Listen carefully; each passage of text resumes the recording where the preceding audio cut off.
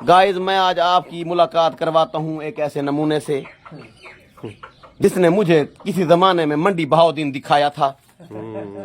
ये है मलिक फयाद रई, सन ऑफ मलिक हाजी मुनीर रई। इनके साथ मेरा ताल्लुक जो है ना पिछले 50 साल का है। ताल्लुक कब बना? जब इसकी अम्मा ने मुझे कहा, पुत्र वे मेरे पुत्र फयाज को नौकरी मिल दिए, फोन आंदे खड़न आयल मैनेजमेंट वाले फैक्ट्री है कोई दुबई दे विच लेंदे पिन।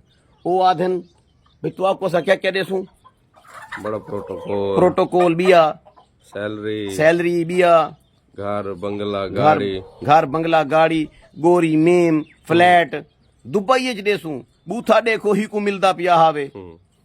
इंदी अम्मा जले मेरे को दस्या, मैं कि अम्मा फराड लगदे तेरा पुत्र किथे मारिया वे जने पुत्र वे उंदे नाल जना तू मंडी बहाउद्दीन वने उंदा इंटरव्यू थई मंडी बहाउद्दीन थीवणे इमे ते पुत्र वे मेरा हिको पुत्र पिया सियाणा समझदार पुत्र ये रोल वेसी तू नाल वन लाला शहजाद वाल से इंदे नाल गया ये में गियोम मंडी बहाउद्दीन गियोम वल के थिया उंदे को लगा गियोम मंडी बहाउद्दीन शाता शुगर मिल।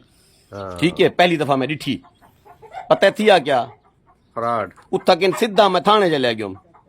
मैं क्या सर एक नंबर तू फोन खड़ा दे मेरे यार कोल SHO साहब मेरे को ये समझाओ।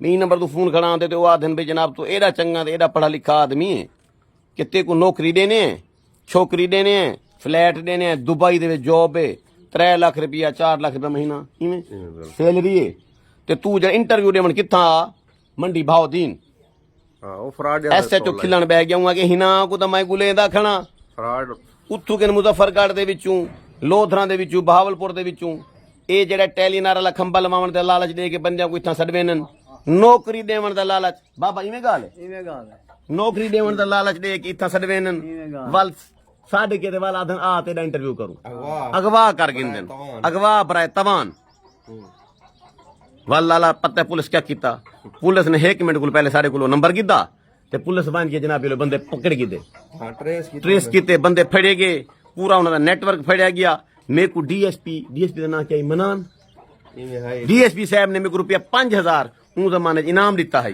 उन्हें क्या very very good extra ordinary intelligent boy and salute मारता हूँ आपको, आपने हमारी बहुत बड़ी मुश्किल हल कर दी।